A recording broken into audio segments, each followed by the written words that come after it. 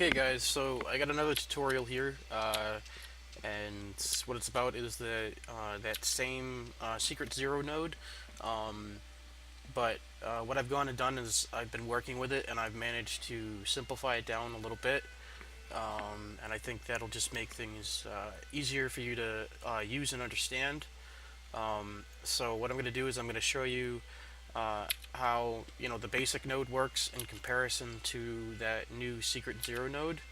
Like before, you come in here, I got a right entry. This is reading as this one is going to be the right entry, and you see that the output goes on. I turn it off and it goes off. I turn this on. Okay. Now on the secret zeros, I've got these both linked here, so currently both of these are correct answers. And you could set up a master panel to have a couple of different correct responses in there. If you could do an opposite board to where the only thing that wouldn't be correct would be a sequence. You could sit there and have things all set to be on and have anything but that number wrong. For a 4 combination, you probably wouldn't do that, but for some other circumstances, it might be relevant. So what we have here is what I've managed to do with the simplifying.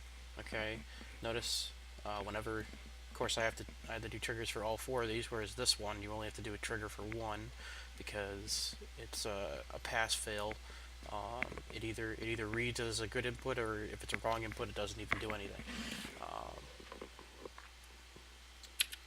Unless the right input is triggered. If it's a wrong input after that, it'll shut it off. Back to this, the secret zero node. Like I said before, there's only 2 additional things needed.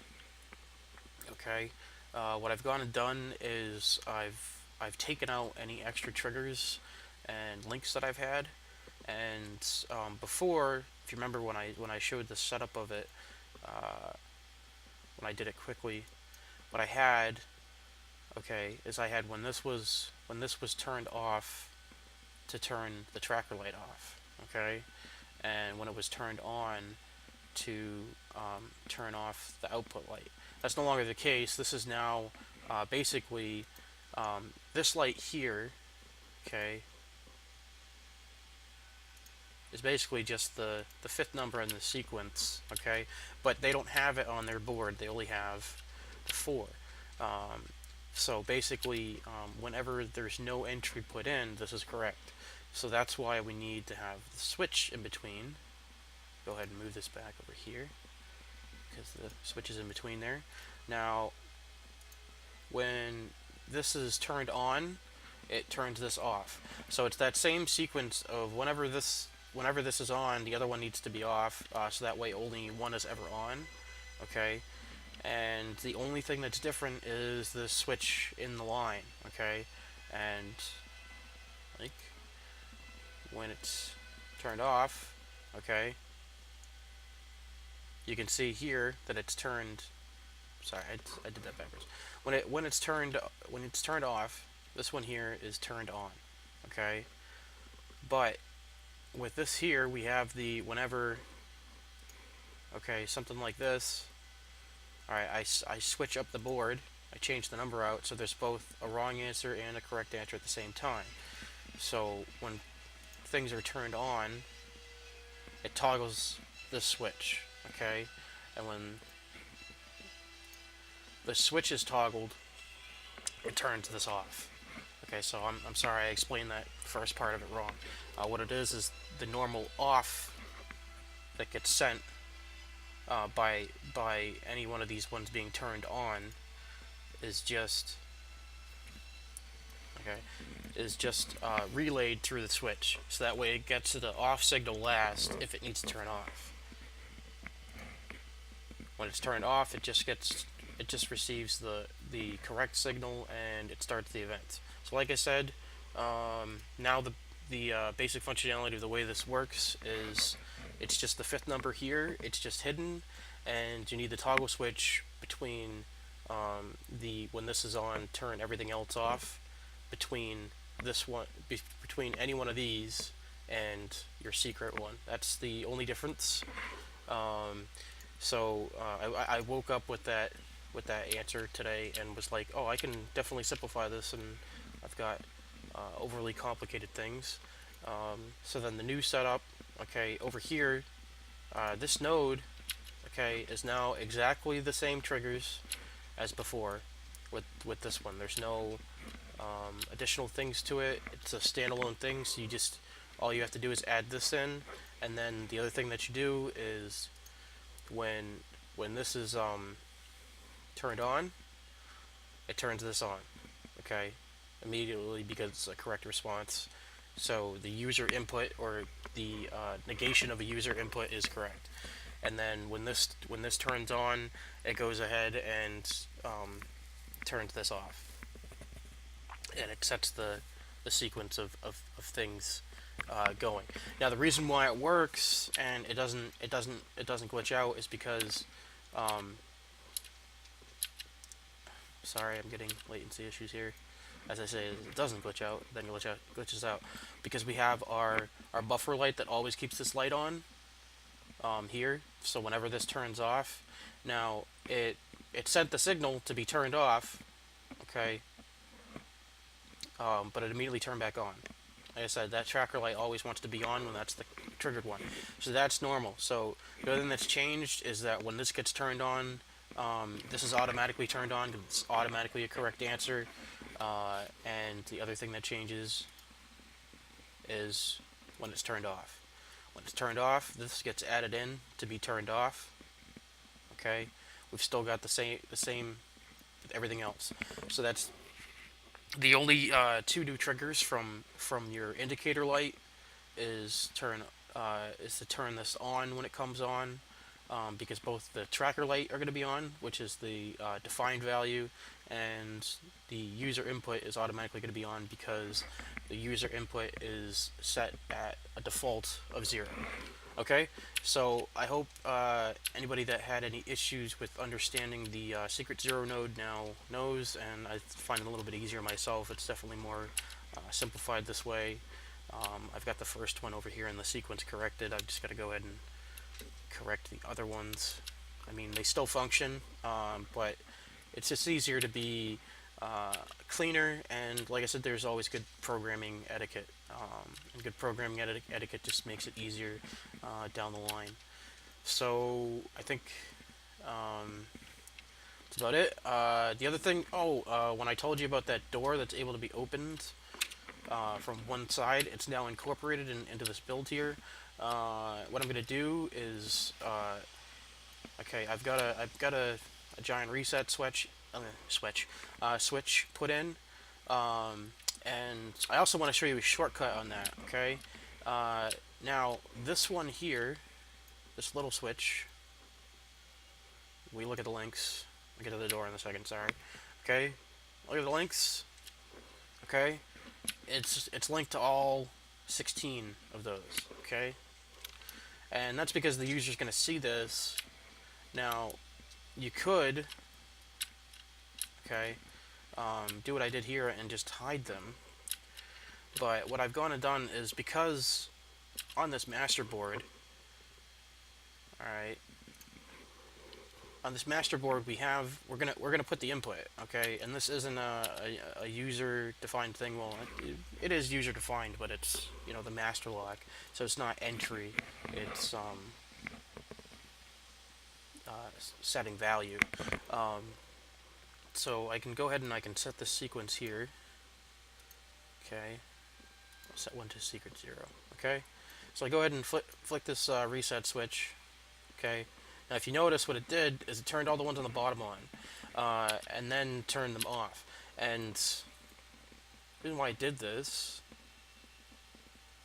okay, and what I have is that when this, sorry, okay, when this gets turned on, now this is that same reset switch. I'm using it for two things because I can. Because usually you're not going to be in here fiddling with the code when there's somebody outside. And if there is somebody outside, you don't care if they're putting in the right code. Um, Probably trying to lock them out. So what I've done is I've set this to toggle this on, okay, and I've set it to turn on all the boards, all the lights on the bottom. Now instead of linking, all on this side, it's 20 of them. Instead of linking, 16 over there and 20 over here, I've got those 16 over there done, but this one here I've only had to do 4 because these already have the triggers that when this is on, it shuts make sure all the rest of them are off, so that way there can only be one input. And I've set this to toggle this, and then when this is toggled, okay, it also shuts this off. Alright?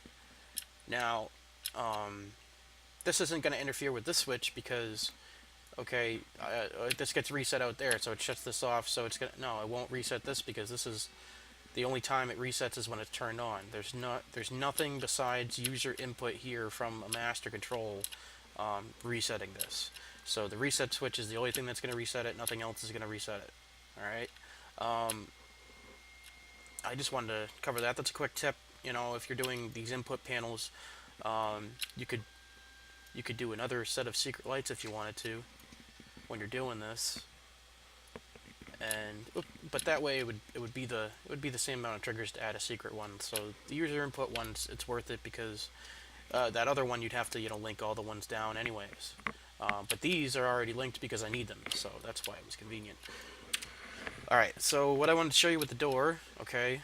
So I'm gonna go ahead and put in a value here.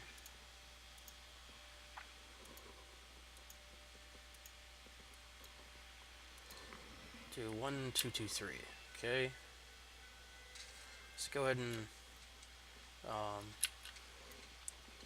click this door. See, it won't open from this side unless put in the correct code. 1, 2, 2, 3. Now we click on the door. And go through. Okay, we're through. Now, the door closes, alright, when we exit this area. And I'll do it on the other side. If somebody left the door open, it automatically close. That way people aren't getting into the private sector that you want closed off. Now from this side, you can open it, okay, by clicking on the door. And I added in the ability to go ahead and close it. Okay. Now, this light turns on also when you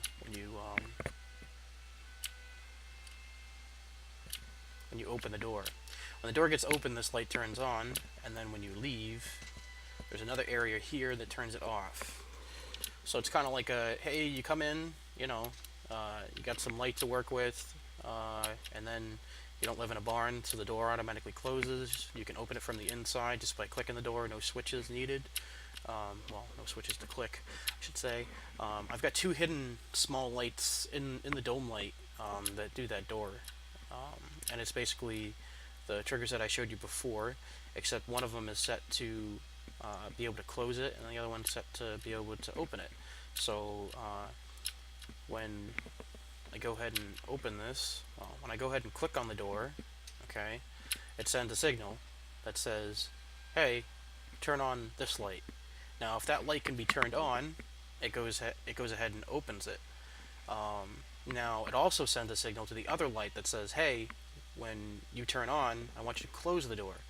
So the way to go around not having it open then close, or close then open right away, is basically when it's open, okay, it goes ahead and turns off the light that needs to be turned on to close it, and then vice versa. So when this closes, it goes ahead and turns off the light that's needed to be turned on in order for it to open.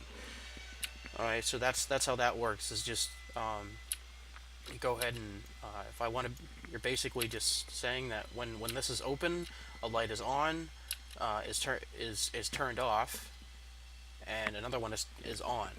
Okay, so only one set of triggers can go. It's either one or the other. and it's tied to whether it's opened or closed. So we can have a two-way functionality of opening and closing the door from this side without having to, walk out of this area. You can close it manually. It also closes automatically when you walk out of this area too. So there's that. The one other thing I wanted to add is that the way that I did the door is I put in a timer for it to automatically go ahead and once you click on the door, it's not going to be on. This is interesting. Why is this light on? I have to go ahead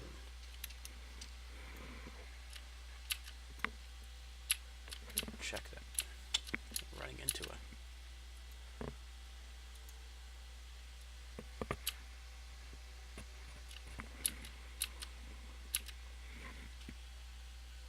Yep, there's one missing. Hey, there we go. Alright, so when toggled on or off. Ugh.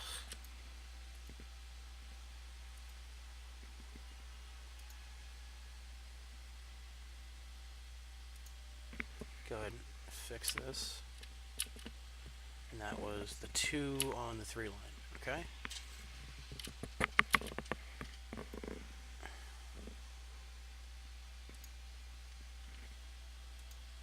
There we go. Alright. It's a lot of triggers, so simple triggers, just missed it. Alright, so anyways, where was I? Sorry guys. Lost train of thought here. Door, switches, lights. Humbug. Oh, okay, I was over here. Alright, so I added a timer here, so that way, when they click the door, it'll go ahead and turn on that input light over here. Okay, so I have this trapdoor as a buffer, so it doesn't keep sending a signal to the light. Now, I'm not really sure if it's really needed, but it's just an extra precaution buffer. So when the door is opened, it goes ahead and triggers this, and then when this is turned on, it goes ahead and it turns on this light, and then it goes through a timer, turns this on, and then this light then goes here and it turns this on, which turns that on, which turns this on, which turns this on, which turns this on. And then when this one's turned on, it goes ahead and turns this off, and that off, and that off, and that off, and that off, which then goes ahead and turns the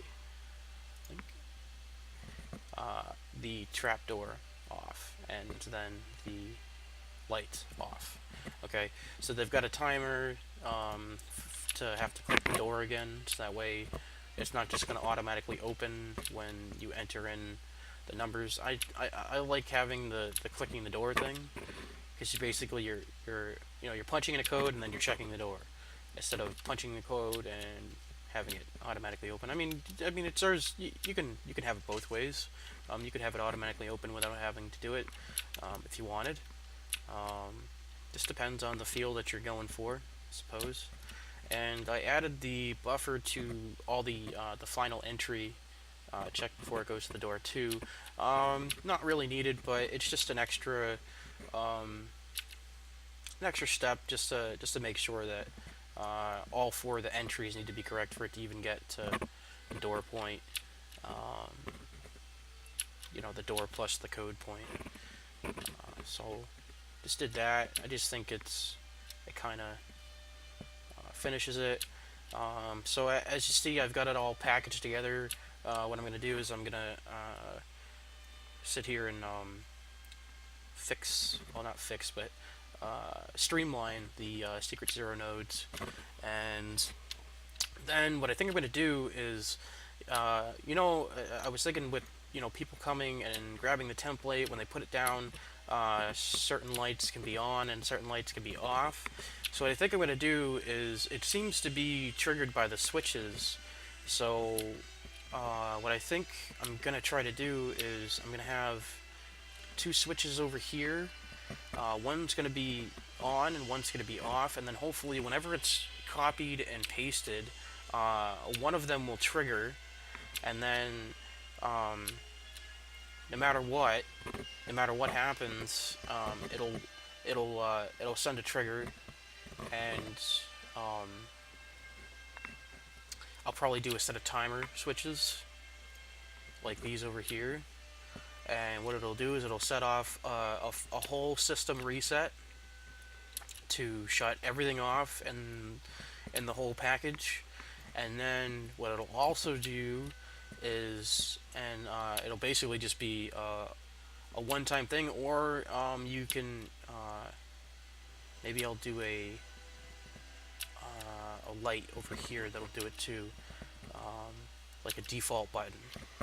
Okay, you can set the default button or whatever, and you can come in and basically when the template is placed, because there's a switch that was copied as on and off, uh, uh, one of them will be triggered by being placed. I'm hoping that that's the case. I'm going to test it out and we'll see. But basically, what I'll do is I'll put two switches in and I'll have one turned on and one turned off, and maybe I'll sit there and I'll link them to each other so that way whenever one is on, the other one is off. I'll have to figure it out. Because if it did that, it would go back, and I'd have to make sure I didn't do an endless loop, which I don't think the game will let me do anyways. What I'll do is I'll try to make sure that it'll always have one on and one off, and it'll send the signal to the timer, and it'll send the signal to this switch. So when this switch is set, this is the master reset switch, it's going to reset everything. All the lights will be turned off. And then when the timer is complete, what it'll do is it'll set a system default code. And I think what I'll probably do is, because 4 is my lucky number, I'll probably, and it's my package is I'll probably just set the default code to 4, 4 fours. It's funny if you notice in my YouTube name is it's Coblog44, and that's kind of like a mash between blog and Cobalt. I thought it was kind of cool. Apparently, I'm not the only one that thought of it though, because I had to use two G's. Now the question is did somebody put Coblog as in maybe it's somebody that likes Cobalt as much as me, or maybe it's a company blog and CO was taken and they just did KO. That kind of thing. Makes me wonder. I'm hoping fellow Cobalt lovers are out there. But all right, guys. So I think that covers it. That's going to be the next plan. Like I said, with that that template default punch-in code, and hopefully it'll work. And what I'm going to do is I'm going to package this up, and it'll be all nice. And then what I'm going to probably call this is a template. Right now I have it 4ES combination lock package, and basically that's just 4 entry secure combination lock package. And I say secure because it's got the secret 0, so I just wanted to mark it as a secret 0. Otherwise it would have just been like 4E. And I've gone and done the thing for the set up the process for the player studio. But what I'm going to do is I'm going to I got to get another claim, and I'm going to have a claim up on the top, and I'm going to go ahead and put a copy only, and I'm going to put a copy of this up there. And I am on Serenity Cove is where I'm at.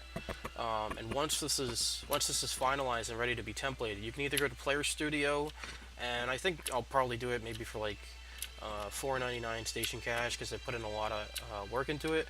But you can either follow the tutorials and put in create your own, or you can come here and copy it. Or if you felt like maybe doing a donation sort of thing for my time, it'll be on the Player Studio and you can just find it from there. Like I said, I'm pretty sure this is the name I'm going to be going with, is this 4ES combination lock package. So, it's not only going to be on there. I'm not doing this strictly for profit. It's just going to be like a donation thing. You can either decide to come and grab it for free.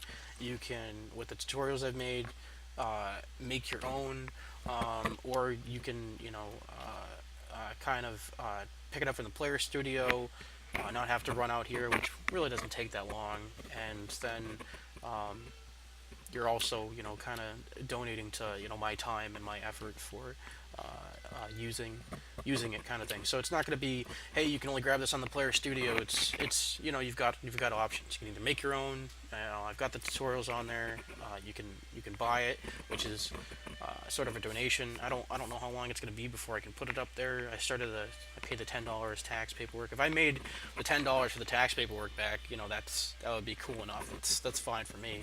I plan on doing some things, monetarily. If I'm not looking to make buttloads of money, but it might just come to the point of using, station cash to buy other people's stuff that's only on the player studio. So, you know, trading time for time via station cash. I'm not looking to this game to make money. It's just, like I said, you can either, do 1, 2, or 3, and I'll even tell you here a secret way to get to my claim. Okay, now go ahead and, okay, here is the hub here.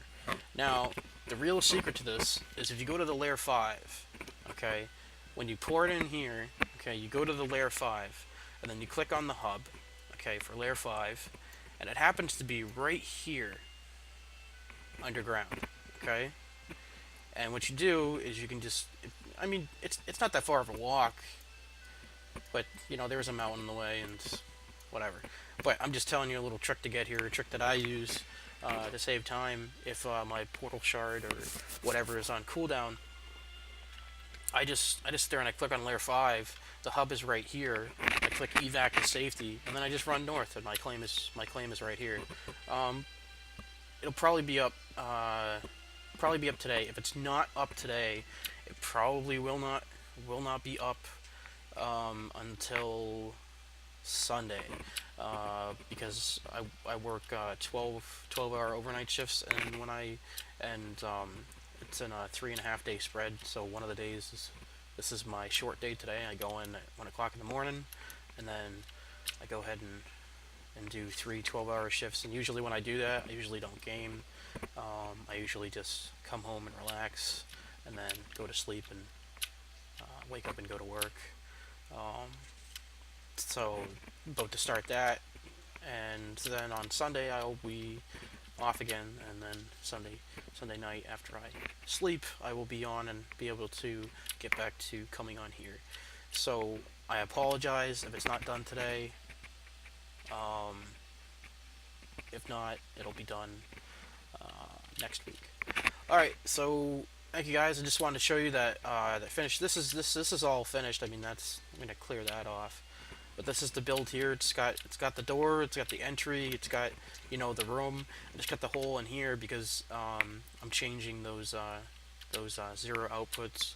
And what I've gone and done is before like I talked about, I've gone and I've broken everything. Okay, I've broken the links on everything, so you can't accidentally screw up the board by putting in an entry. Everything is broken except for the master reset, your master control, and your user input, because obviously those are the things that you're gonna do. And the only thing this does is it sets the combination. It's not going to screw anything up, and the only thing that the input does is check to make sure you're putting in the right input. So I think I've covered everything. All right, guys. So thank you, and I hope you have fun with this.